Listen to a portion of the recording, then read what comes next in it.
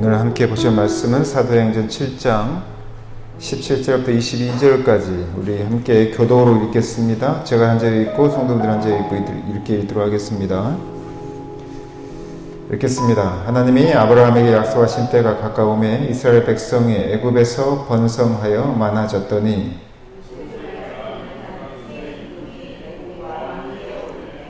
그가 우리 족속에게 교활한 방법을 써서 조상들을 괴롭게 하여 그 어린 아이들을 내버려 살지 못하게 하려 할세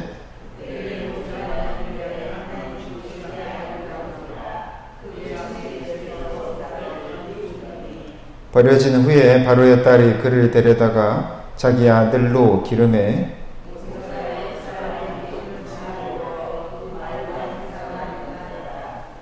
아멘. 우리 아트자유에 계신 분과 함께 인사하도록 하겠습니다. 주님의 이름으로 사랑하고 축복합니다 하고 인사하시겠습니다.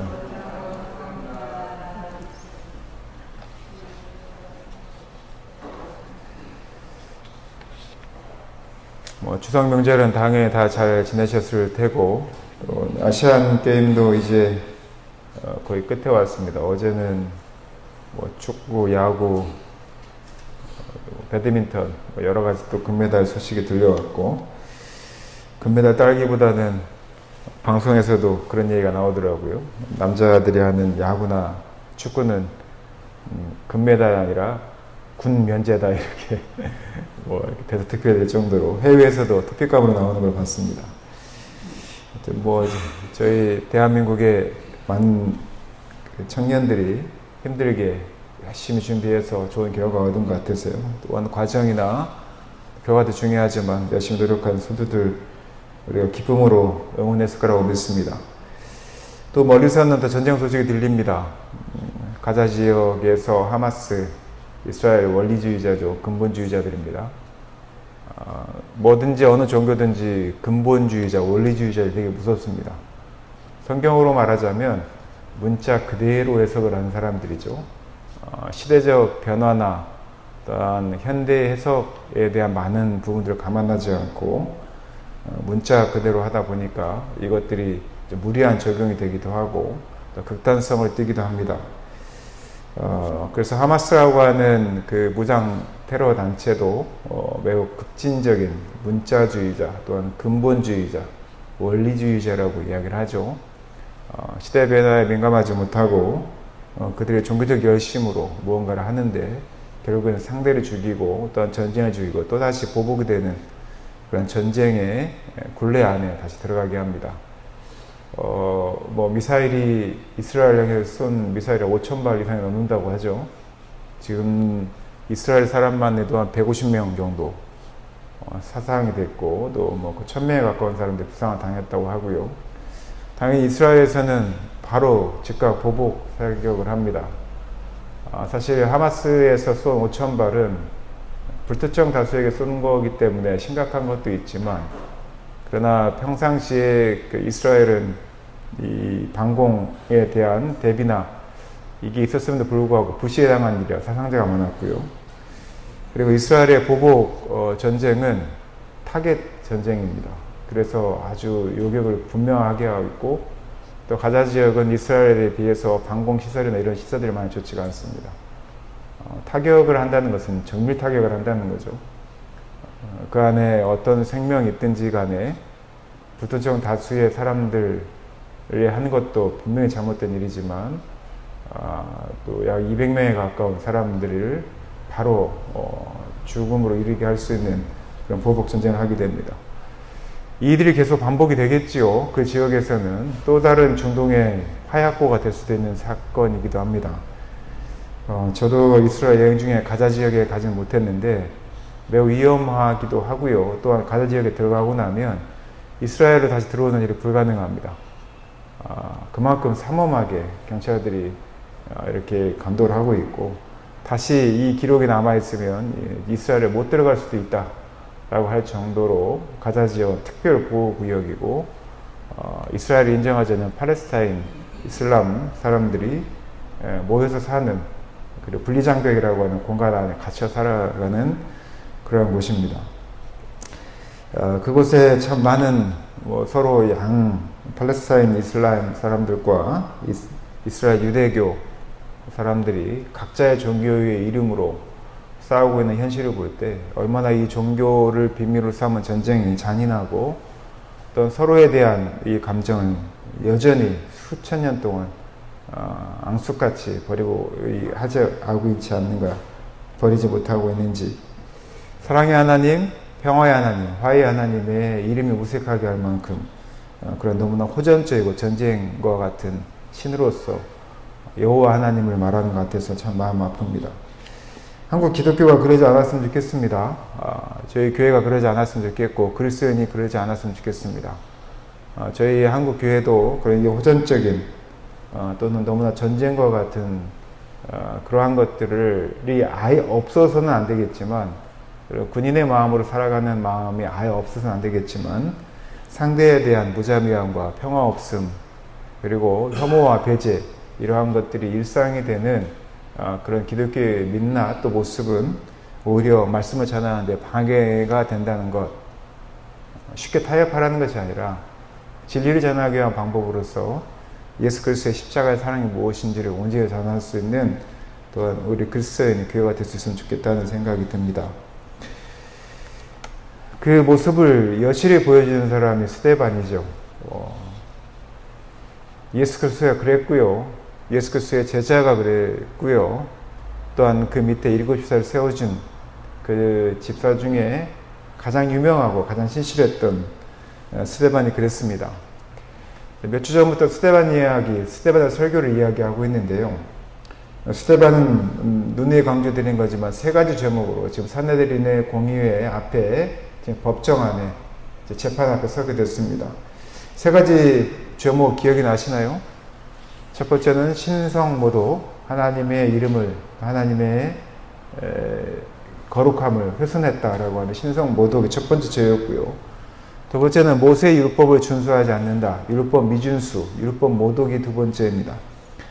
세 번째는 성전 모독입니다. 예수 그리스도께서 이 건물을 3일 만에 헐었다가 3일 만에 다시 짓겠다라는 그 말씀을, 이 건물이 7년 동안 지어졌는데 솔로몬에 의해서도 어떻게 너가 이거를 헐고 3일 만에 다시 지을 수 있느냐. 그리고 그러한 이유로 성전을 모독했다는 예수님의 제자, 또 예수님을 따르는 제자로서 삶을 살아간 스데반에게 이 3가지 죄목을 적용을 했습니다. 그래서 스데반이 법정에서 당당하게 가장 먼저 아브라함의 이야기를 꺼냈고요. 그리고 지난주에는 요셉의 이야기를 했습니다. 아브라함의 이야기를 꺼낸 이유는 그들이 전가의 보도처럼 그들이 가장 중요하게 여기는 그들의 조상, 아버지라고 부르는 아브라함조차도 사실은 유대인이 아니었고 갈대아 우르인이었죠. 그리고 또한 그가 유대교인이 아니었을 뿐만 아니라 율법을 준수한 사람도 아니었고, 그리고 그가 하나님을 만나는 성정도 없었던 사람인데 그가 어떻게 우리 이스라엘 민족의 조상이 되었고 하나님의 택하심을 받아 가나안에 가게 되느냐. 이것은 하나님께서 그를 찾아가셨고 그를 만나주셨고 그에게 말씀하실 때 그가 아무 바랄 것 없는 중에도 하나님 말씀에 순종하여 갈대아 우르나 하란이 아닌 아무 연고도 없는 가나안으로 갔을 때 하나님께서 그에게 자손의 축복 또한 그의 앞날의 축복을 해주셨던 그 사실을 믿고 봤던 아브라함의 믿음, 그 믿음으로 가게 되었다라는 것을 강조하게 됩니다. 두 번째는 요셉에 대한 이야기를 하죠. 요셉은 야곱의 12아들 중에 11번째 아들이었는데 형들의 시샘을 받아서 은 20에 애굽에 팔려가게 됩니다. 어떤 희망도 없이 가장 최하층민인 그러한 노예로서의 삶을 살아가게 됐던 요셉에게 어떤 희망이 있었겠습니까? 그러나 하나님께서는 그 요셉을 통하여서 이스라엘을 구원하시고 또한 요셉을 통하여서 또한 하나님께서 하셨던 모든 일을 이루어 가실 때 요셉에게 있었던 가장 중요한 표현, 하나님이 그와 항상 함께 하셨다. 과거에도 지금도 또한 현재도 그와 함께 하셨다. 요셉은 그 사실을 믿고 믿음을 저버리지 않으므로 요셉을 하나님께서 귀하게 쓰셨다라고 하는 그 사실을 이야기합니다. 이 두 가지 사실은 이스라엘의 백성이라면 너무나 잘 아는 사실이었고요. 또한 이스라엘 유대 지도자들이라고 한다면 그들이 끊임없이 그들의 조상 중에 본받아야 되고 또한 따라해야 될 하나의 표본으로서 아브라함과 요셉을 그들은 분명히 이야기했을 것이고 너무나 잘 아는 이야기였을 겁니다. 요셉이 그 이야기들을 구약에는 성서를 인용하면서 탁월하게 설명을 할 때 이 대제사장들을 제사장들을 비롯한 유대 사내들의 공의원들은 할 말이 이렇게 되는 것이죠. 그래서 이 설교가 탁월한 이유가 거기에 있습니다. 그리고 나서 그들이 피할 수 없는 또 한 사람의 지도자 이야기를 합니다. 오늘은 모세 이야기를 하죠. 오늘 18절에 보면 모세에 대한 이야기를 첫 시작을 이렇게 이야기합니다. 물론 17절에 첫 시작을 하는데요. 지금 상황을 이렇게 설명을 하죠. 요셉을 알지 못하는 새 임금이 왕위에 올랐다 이렇게 표현을 합니다. 18절에 보면 이렇게 되어 있습니다. 그리고 19절에 보면 그가 우리 족속에게 이스라엘 백성들에게 히브리 민족에게 교활한 방법을 써서 조상들을 괴롭게 하였다. 그리고 그 어린아이들을 내버려 살지 못하게 하였다. 즉 죽였다는 이야기죠. 여기서 조상들을 괴롭게 했다는 것은 지금 상황이 이렇습니다. 요셉을 알지 못하는 새 임금이 애굽 왕위에 올랐다는 것은 요셉의 이야기를 아는 것처럼 요셉이 은 20냥에 팔려서 애굽에 오고 난 후에 그가 총리가 되어서 흉년이 들었을 때 그의 가족 75명을 애굽으로 이주하게 하게 합니다. 그 기간이 몇 년이었냐면 430년입니다. 모세가 출애굽하기 전까지. 430년이라는 기간이라면 엄청 긴 기간이죠. 물론 지금의 시간으로도 긴 기간이지만 그때는 더 길었겠죠. 430년의 기간 동안에 출애굽을 할 때 히브리 민족, 이스라엘 백성들이 몇 명이었는지 기억나십니까? 남자만, 성인, 20세 이상의 남자만 60만이라고 표현을 합니다. 성인 남자만 60만이라고 한다면 어린이와 그리고 여자와 그리고 노인들 이런 분들까지 다 따지면 그럼 몇 명이나 되었을까요? 숫자로 200만 이상이 됐을 거라고 생각합니다. 200만의 사람들이 애굽을 나가서 람셋을 벗어나서 홍해를 넘어서 이스라엘로 가는 그 모든 과정들을 한번 생각해 봅시오. 그러니까 이 모세가 우리가 생각할 때 그냥 어떠한 일들을 그냥 치룬 한 명의 그냥 지도자 정도로 생각하시면 안 됩니다. 200만 명인데 사람만 200만 명을 데리고 애굽에서 가나안으로 이동한 것이 아니라 가축과 또 재물들도 다 가지고 가는 거 아니겠습니까? 그 행령만 보더라도 엄청 장관이었을 거고요. 왜 주변의 족속들이 이스라엘 백성들이 가나안으로 가는 길에 두려움에 떨었냐면 남자만 60만 명입니다. 200만의 사람들이 이동을 할 때마다 그 가는 여정에 있는 그 족속들이 두려워할 만 하겠죠. 보통 수가 아닙니다. 광주의 인구가 몇 명인지 아십니까? 이렇게 큰 광주도 150만 명입니다. 얼마나 큰 수가 움직였는지 우리가 알 수 있게 되는 거죠. 우리가 최근에 잼버리 사건 경험을 했죠. 잼버리 사건이 겨우 4만 5천 명입니다. 겨우 4만 5천 명이라고 하는 이유는 200만에 비하면 너무 적은 수죠. 4만 5천 명을 비전문가가 다루니까 문제가 생겼죠. 원래 그렇게 큰 잼버리나 4만 5천 명 한 사람들은 제가 전문가 이야기를 들어보니까 왜 이런 사단이 벌어졌는지를 속사정을 들어보니까 잼버리의 문제를 그 문제만 다루는 전문적인 사람들을 세우지 않아서 그렇다고 한답니다. 근데 이 비용이 발생하는 거예요. 가장 쉬운 방법은 나라한테 쉽게 다루는 방법은 그냥 공무원을 쓰는 겁니다. 공무원들은 주어진 일은 잘하지만 하나의 사건을 다루는 데는 특화되어 있지 않죠. 그래서 그 일들만 전문으로 하는 사람들이 있다고 합니다. 그런데 공무원들은 월급을 주기 때문에 그 월급 안에서 일을 하지만 전문가들은 그 한 일을 위해서 큰 돈을 주는 거죠. 근데 그 돈을 아끼려고 하면 그렇게 하면 리더십을 제공하지 않으면 이런 사태가 벌어진다고 하는 거예요. 그래서 잼버리 사건도 그런 이유에서 그렇다고 한답니다. 탁월한 지도자가 그 밑에 사람들을 어떻게 이끌고 분화하는가는 그 리더십을 인정하는 것이기도 하지만 그 능력으로 보게 될 수도 있는 것이죠. 모세가 왜 탁월한 리더인가라고 하는 부분을 본다면 200만년이 넘는 그 이스라엘 백성들을 그 많은 원성과 불평 가운데서도 가나안까지 이끌고 갔다는 것은 정말 대단한 일이라고 한다는 것이죠. 그런 모세입니다. 그런데 겨우 75명이 이주했던 그 야곱의 가족들이 지금 200만이 된 겁니다. 남자만 60만 명입니다. 처음에는 요셉의 총리하에서는 그들이 고센이라는 지역에서 좀 잘 살았겠죠. 그런데 후대 이뤄가면서 그들의 인구가 늘어나기 시작하면서 그들이 라암셋이라고 하는 그 고센이라는 지역에 그들을 한 곳에 묶어두고 그리고 그들을 어느 신분으로 전락하게 하냐면 노예로까지 전락하게 합니다. 그리고 요셉을 알지 못한 새 임금이 임금의 왕위에 애굽의 왕이 오르고 난 후에 19절에 보면 우리 족속에게 우리 조상들에게 교활한 방법을 써서 이 말은 그들을 노예화 시켰다는 거죠. 조상들을 괴롭게 했다고 이야기하는데 그게 방법이 무엇이었냐면 출애굽 1장에 보면 이런 내용이 나옵니다. 그들을 비돈과 라암셋의 국고성, 국가의 큰 성을 짓게 하는데 이 일을 누구한테 시키냐면 이스라엘 민족에게 시킵니다. 정확히는 히브리 민족이죠. 히브리의 민족이라고 그들이 칭했었는데 편하게 듣게 이스라엘 민족이라고 하겠습니다. 이스라엘 민족에게 이 일을 시킵니다. 그들에게 흙을 이겨서요. 벽돌을 굽게 하고 그걸 성을 쌓게 하는데 할당량을 매일 주어줍니다. 그리고 그 일을 하지 못하면 매를 맞거나 아니면 음식을 제공하지 않습니다. 그러나 이 건축하는 일, 벽돌을 만드는 일 외에도 또한 농사도 짓는 일을 해야 됩니다.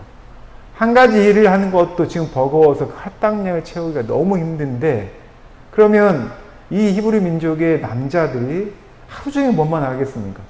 아침 새벽부터 밤 늦게까지 흙을 이기고 벽돌을 만들어서 할당량을 채우는 일에 전념을 해야 되지 않겠습니까? 거기에 농사도 지어야 합니다. 그러니까 이 사람들이 얼마나 고된 노동 가운데 살았는지를 볼 수가 있는 것이죠. 그런데도 이 일을 감당하고 또는 히브리 민족의 숫자는 이스라엘 민족의 숫자는 점점 늘어나게 됩니다. 그래서 요셉을 알지 못하는 애굽의 바로 그 왕이 생각하기에 그렇다면 이들이 미래에 우리의 적이 될 수도 있는 잠재적인 그런 요소이니 이걸 어떻게 하면 좋을까라고 해서 두 번째 방법을 사용하게 되죠. 그게 뭐죠? 그 어린아이들을 내버려 살지 못하게 하려 하였다라고 이야기를 합니다. 자, 일어나자마자 흙이 일을 하고 벽돌을 굽습니다. 농사도 짓죠. 이 일을 누가 다 합니까? 히브리 민족이 합니다. 이스라엘 백성들이 합니다. 너무 힘듭니다. 그런데 인구가 늘어나니까 이제 바로가 그 아이들이 태어나지 못하도록 또 다른 방법을 쓰죠. 그 방법을 어떻게 구체적으로 사용을 하냐면 출애굽기에 보면 산파들에게 명령을 합니다. 산파들이라고 하는 것은 아기 낳는 일을 돕는 사람들이죠. 그 아기 낳는 사람들에게 엄중하게 법적으로 책임을 묻겠다고 하면서 만약에 너가 산파로서 아기를 낳는 일을 돕는데 그 아기가 아들이다. 그럼 바로 그걸 죽여라. 이렇게 얘기를 합니다. 태어나지도 못하고 울음을 터뜨리기도 전에 그를 살해하라고 명령을 하는 거죠. 그런데 이게 사람이 할 짓이 못 되잖아요. 그리고 이 산파들이 또 믿음이 있었습니다. 생명을 그렇게 함부로 죽여서는 안 된다고 생각을 했던 것이죠. 그래서 산파들이 일부러 태업을 합니다. 태업이란 말은 일을 성실하게 하지 않는 거죠. 늦게 가는 겁니다. 아기가 태어날 때쯤 산모가 있을 때 가는 게 아니라 아기가 태어난 후에 가는 것이죠. 근데 생각해 보십시오. 아기가 태어난 후에 아기가 울고 어떻게 태어나서 그 아기가 엄마 품에서 울고 있는데 그 아이를 죽인다는 게 쉽지는 않을 거 아닙니까? 그렇게 해서라도 아이 생명을 보호하려고 하죠. 근데 이것조차도 애굽의 바로 왕이 허락하지 않습니다. 초창기에는 그렇게 허락을 하다가 도저히 이제 안 되겠다 싶어가지고 이제 아이들을 나일강에 던져서 죽여버려 이렇게 얘기합니다. 태어났는데 아들이면 죽이고 딸이면 그냥 살려두라고 이야기하는 것이죠. 그래서 이제 히브리 민족에게는 이스라엘 민족에게는 비상이 걸리게 됩니다. 어떻게든 아기를 태어나긴 하겠는데 문제는 그 아이가 어떻게 살아갈까? 우리 아기들 키워보신 분들은 아시겠지만 아기들 우는 거 뭐 입을 틀어막을 수도 없고, 또 아이의 울음소리 때문에 고통을 당하기도 하지만, 그 울음소리가 살아있다는 증거이기도 하지 않습니까? 그런데 그 아이의 울음소리가 이제 살아있다는 증거가 아니라 죽을 수도 있다고 하는 위험의 신호가 되기도 합니다.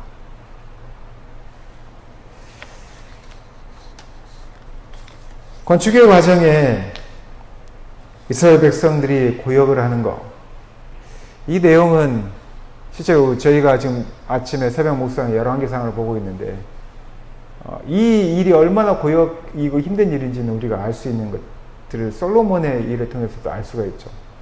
솔로몬이 성전을 건축하는 7년, 자신의 왕궁을 건축하는데 13년, 20년 동안에 건축하는데 이 이스라엘 백성들의 노역을 사용을 합니다.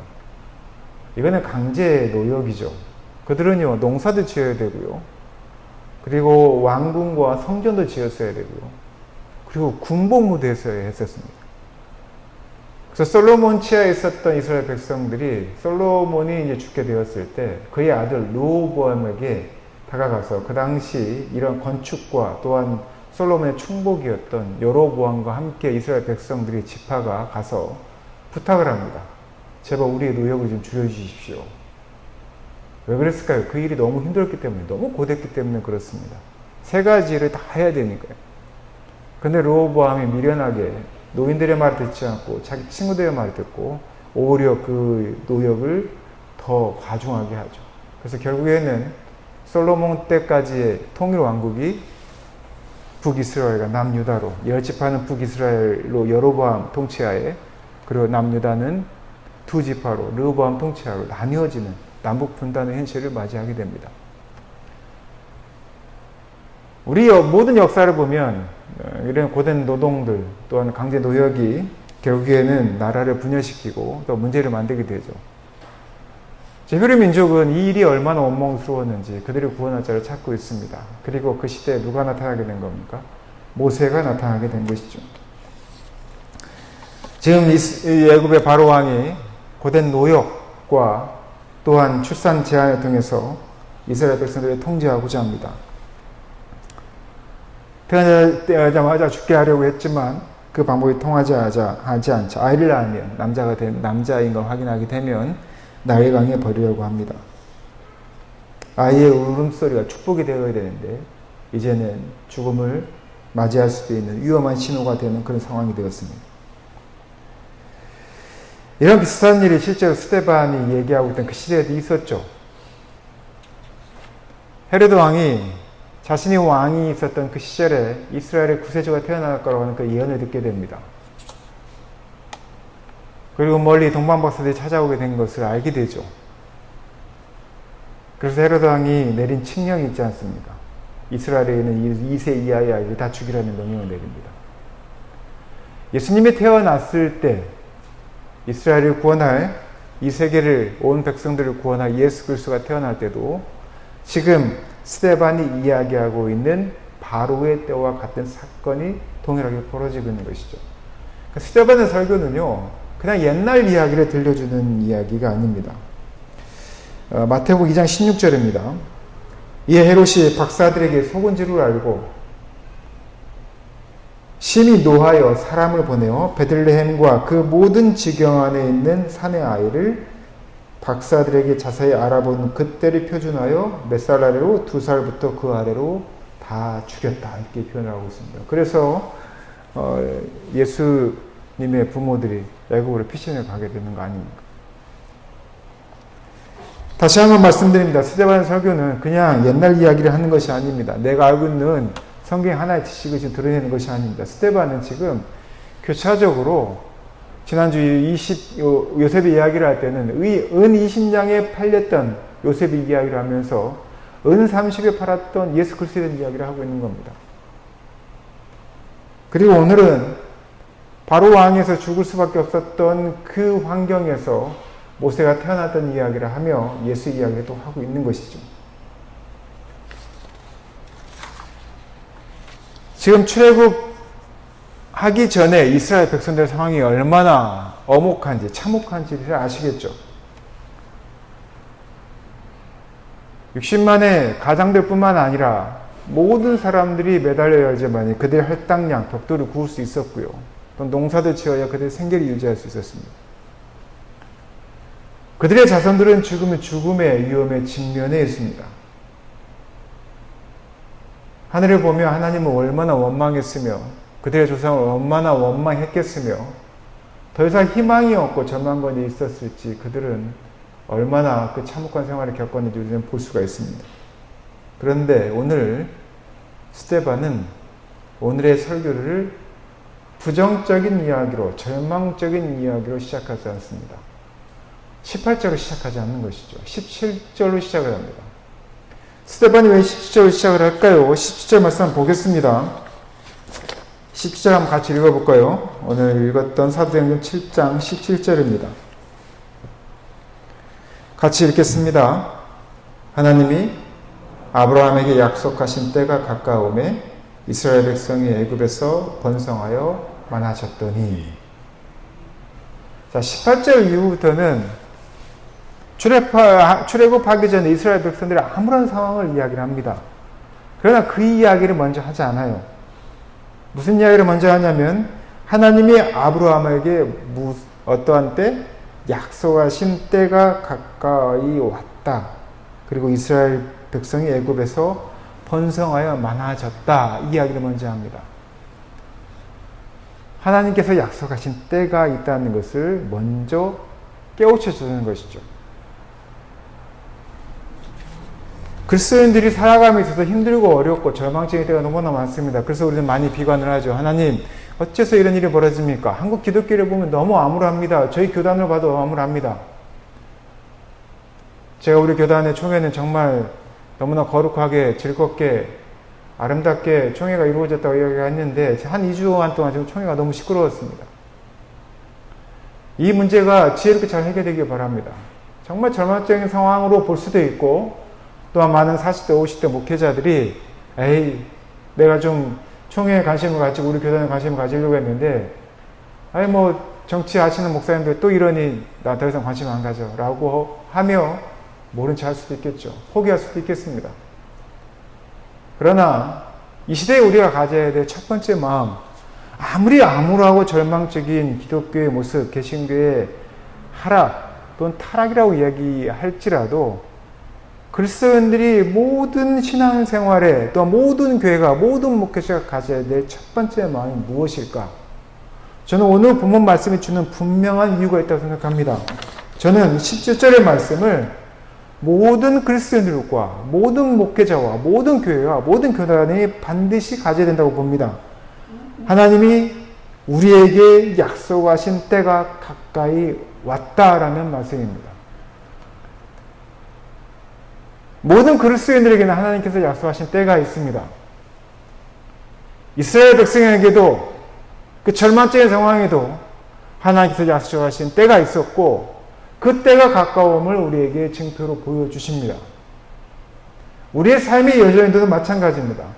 왜 내 삶은 이렇게 암울하고 억울하고 절망적일까라고 우리는 우리의 삶의 현재를 판단할 수 있지만 그리스도인들은 아브라함처럼 바랄 것 없는 중에서도 바라야 할 것이고 하나님 말씀이 무엇인지 귀 기울여 드려야 할 것이고 요셉처럼 가장 절망적인 상황에도 불구하고 하나님이 함께 하심을 경험하며 여전히 하나님의 믿음을 저버리지 않았던 그들에게 하나님의 때가 있었음을 우리는 보았던 것처럼 또 오늘 본문에 나오는 모세 때 이스라엘 백성들에게 그런 절망적인 상황에도 불구하고 하나님의 약속하신 때가 가까워 와서 이스라엘 백성들이 애굽에서 번성하여 많아졌음을 우리가 알게 된 것처럼 그리스도인들 또한 그래야 한다는 것입니다.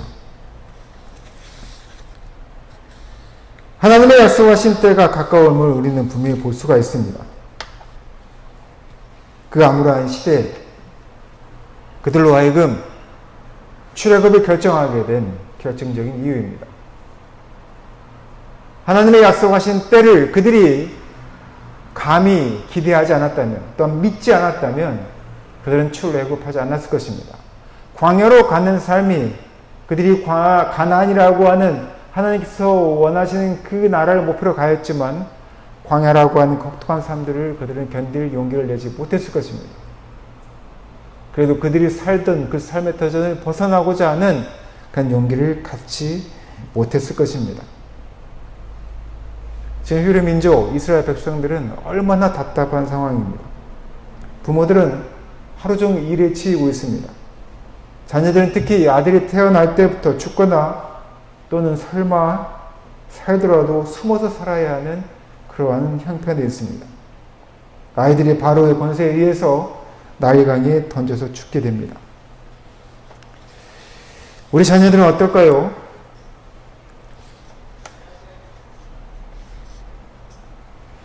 우리의 신체적 영혼들은 나일강에 던져서 죽임을 당하진 않습니다. 그럼 여기서 말하는 나일강이 무엇일까? 저는 세상이라고 하는 나일강으로 봅니다. 꾸준히 저희의 아이들이 태어나고 그 아이들은 나일강에 던져지죠. 세상의 권세에 의해서 나일강에 던져지고 세상의 문화에 젖어지고 하나님을 알지 못한 상태로 살아갑니다.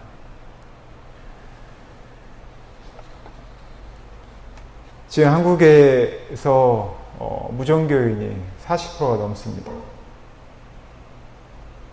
종교를 갖지 않습니다.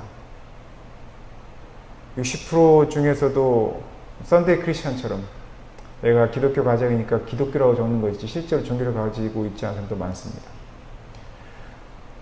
최근에 한국교회 트렌드 2024 교회 분석을 한 게 나왔는데요.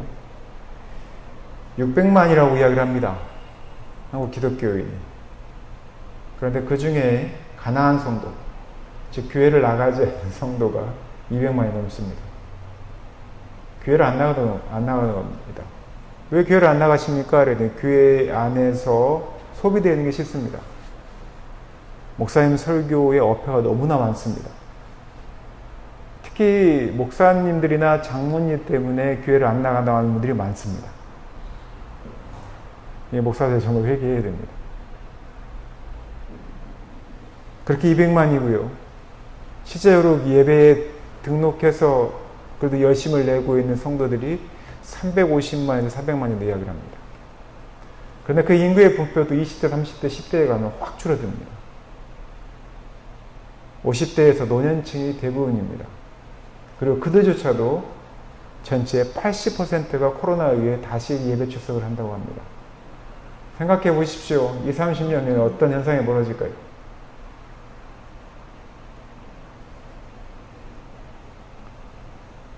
승자 독식은 여전합니다. 시스템이 잘 갖추어진 큰 교회는 예배의 편의성이나 종교적 어떤 예전의 편의성 때문에 끊임없이 다른 교회 성도들을 수평이동합니다. 좋아할 일 절대 아닙니다. 저희 교단에서도 저와 젊은 목사들이 항상 목소리를 내는 것들이 교단에서 행사를 하면 1억을 내는 한 교회의 힘을 대단하게 생각합니다. 그 교회 목사를 세우고 또한 1억을 준 것을 추앙을 합니다. 잘 생각해 보십시오. 100만 원씩 내는 100교회가 모이는 게 더 낫습니까? 아니면 1억을 내는 한 교회가 주도하는 게 낫습니까? 그 교회 목사님이 하는 설교가 시스템이 작은 교회에 먹혀들겠습니까? 2,000명, 3,000명, 10,000명이 나오는 교회 시스템, 잘 갖추어있는 교회 시스템을 가지고 작은 교회, 100명도 안 되는 교회, 50명도, 20, 30명도 안 되는 도시교회, 시골교회에다가 아무리 적용하라고 해봤자 적용이 안 됩니다. 이것은요, 제 친구 목사들이 이미 다 증명을 한 겁니다. 지구촌교회에서 20년 동안 사역했던 친구들이 지구촌교회 시스템 그대로 가져왔다 성공한 케이스가 단 1%도 안 됩니다. 그런데 여전히 교단이나 아니면 많은 목회자들은 탑다운 방식, 큰 교회, 큰 돈, 이 돈으로 모든 것들이 좌지우지 될 수 있다고 생각하는 겁니다. 보기에는 그렇게 보이죠. 그러나 미래적으로는 전혀 우리가 미래에 담보할 수 없습니다. 이번 총회 때 저와 저를 비롯한 많은 목회자들이 끊임없이 저희 후배 목사들이나 저희 동기 목사들 얘기했던 것들은 우리가 함께 모여서 함께 고민하고 연구하지 않으면 큰 교회를 바라보고 큰 교회에서 주는 수혜만 받으려고 하면 더 이상 한국교회는 미래는 없다. 그것에 대해서 동의했던 사람들이 총회에 나간 겁니다. 근데 여전히 총회는 그 뜻을 못 알아차리고 있는 것 같아요. 기존 총회보다 올해 총회에 젊은 사업시장 목회자들 200명이 넘는 사람들이 참여를 했습니다.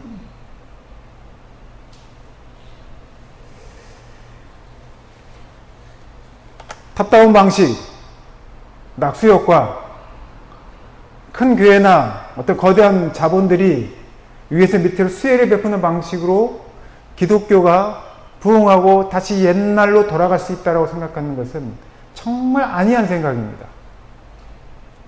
이미 통계가 그렇게 보여주고 있습니다. 승자 독식의 구조로 시스템이 잘 갖춰져 있고 큰 교회로 성도들이 몰리는 현상, 이것을 부흥으로 보는 것은 엄청난 착각입니다. 이것은 서로를 죽이는 행위입니다.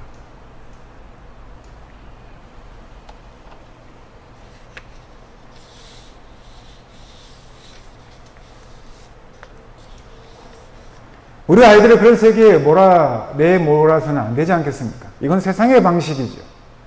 아니, 세상에서조차도 그런 방식은 옳지 않다고 이야기를 합니다. 함께 상생할 수 있는 방법, 함께 회복할 수 있는 방법을 이야기를 하죠. 그러나 우리는 언젠가부터 어린 아이들을 그 세상에 몰아넣고 있지 않습니까?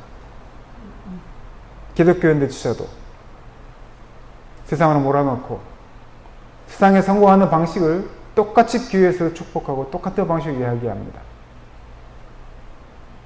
그렇지 못한 자녀들은 결국에는 교회에서 등을 돌리고 교회에서 더 이상 환영받지 못하는 존재가 되기도 합니다.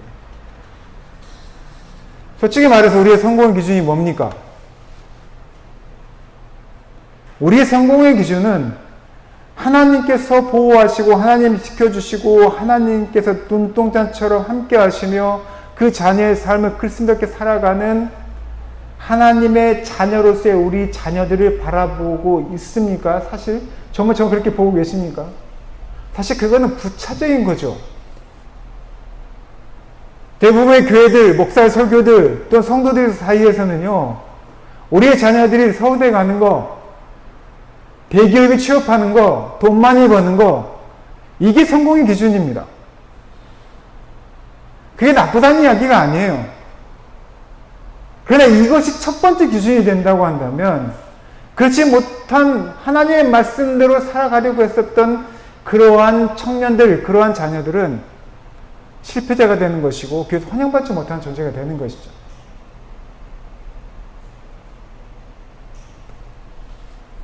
우리의 미래는 어떻게 될지 모릅니다. 우리 자녀들의 미래도 어떻게 될지 모르죠. 지금 모세도 그렇습니다. 모세는 미래를 보장할 수 없는 사람이었습니다. 아브라함과 아빠인 아브라함과 엄마인 요셉의 사이에서 임신을 통해 출산을 하게 되죠. 3개월도 키우지 못합니다. 3개월이 지났을 때 그 아이의 목소리, 울음소리 통제하지 못하는 것이죠. 그래서 어쩔 수 없이 나일강에 갈대에 쌓아서 그를 흘려보내게 하는 일을 하게 하죠. 그리고 아브라함과 요셉은 하나님께 맡깁니다. 이제 더 이상 내가 이 아이를 살릴 수 없으니 하나님께서 책임져 주십시오라고 이야기를 합니다.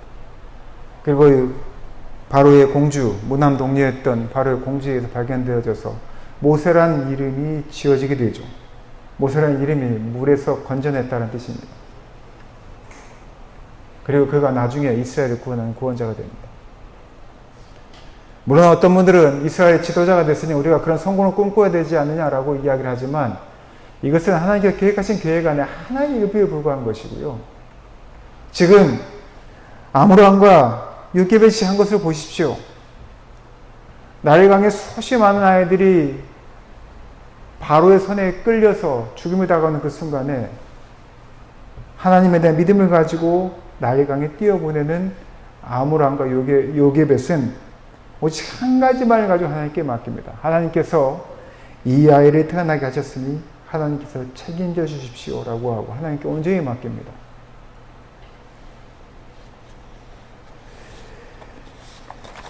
오늘 말씀을 좀 한 번 더 볼까요?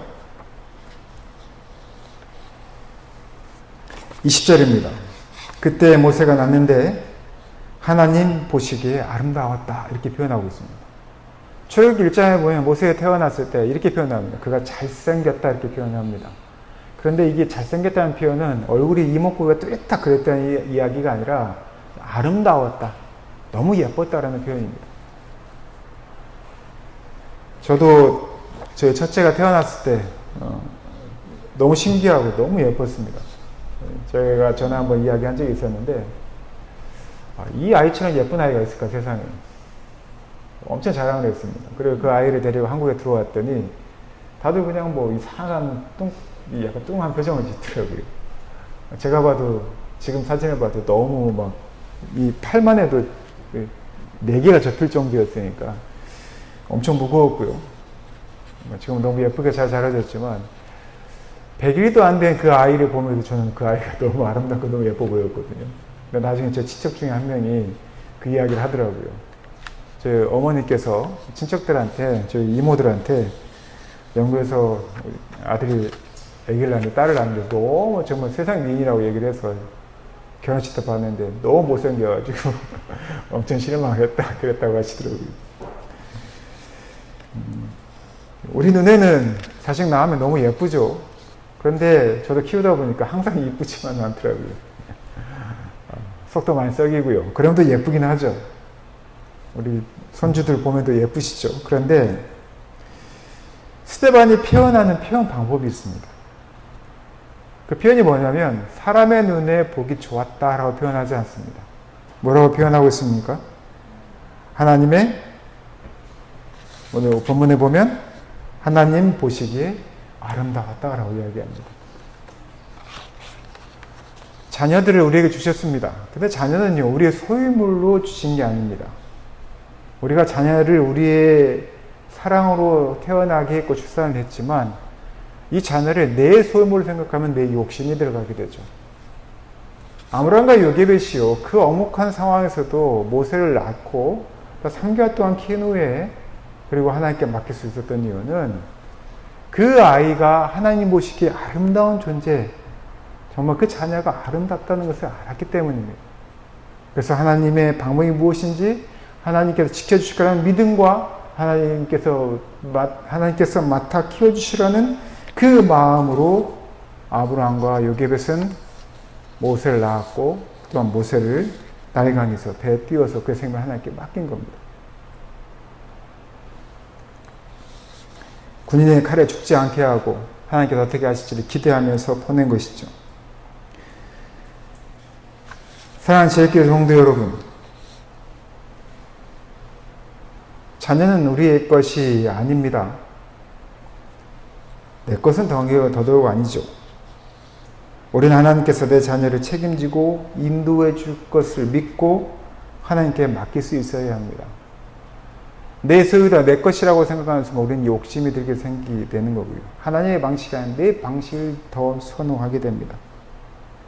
가끔 우리는 아므람과 요게벳처럼 어떻게 해야 될지 모를 때가 많지 않습니까? 그래서 우리는 세상의 방법을 따르죠. 저희 자녀들은 그러지 않는데요. 제가 아는 목사님도 고3 수험생입니다.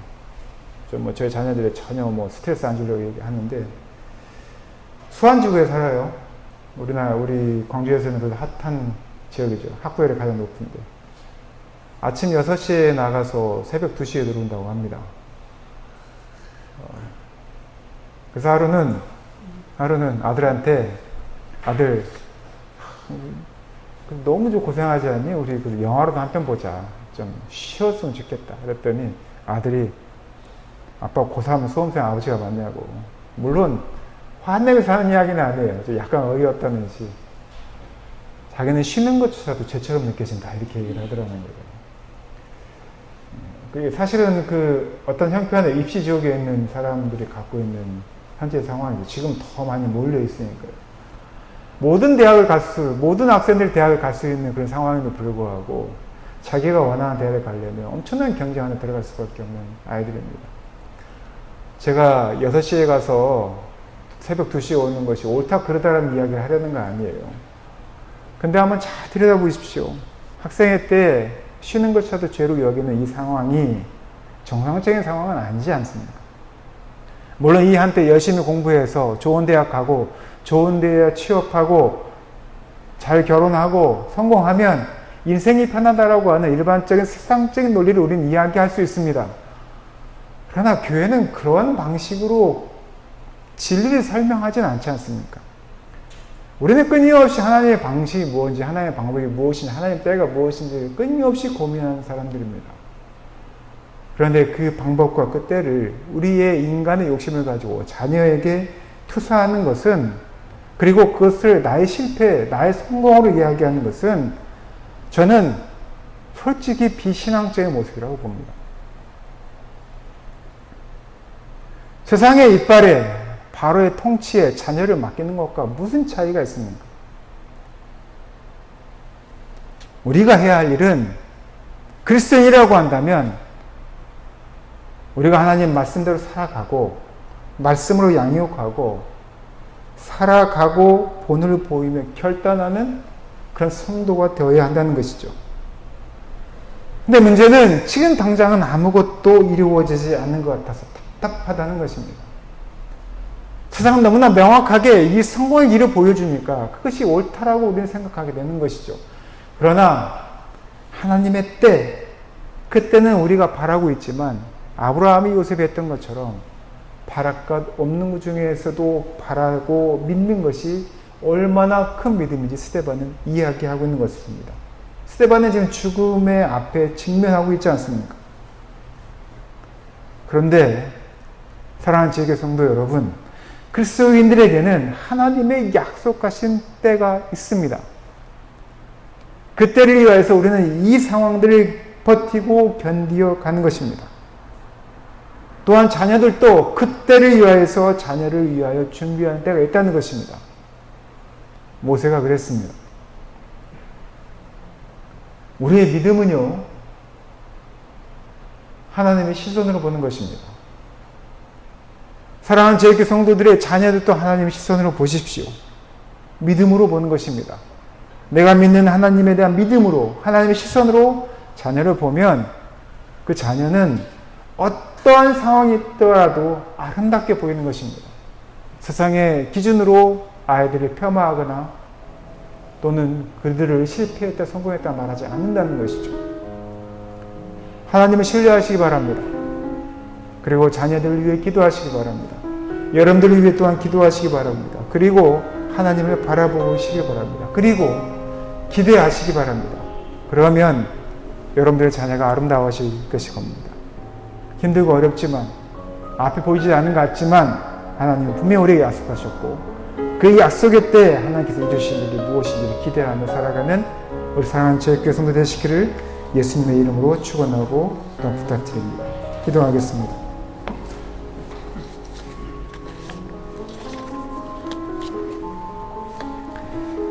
끊임없이 세상은 우리로 하여금 세상의 잣대로, 바로의 눈으로, 세상의 권력으로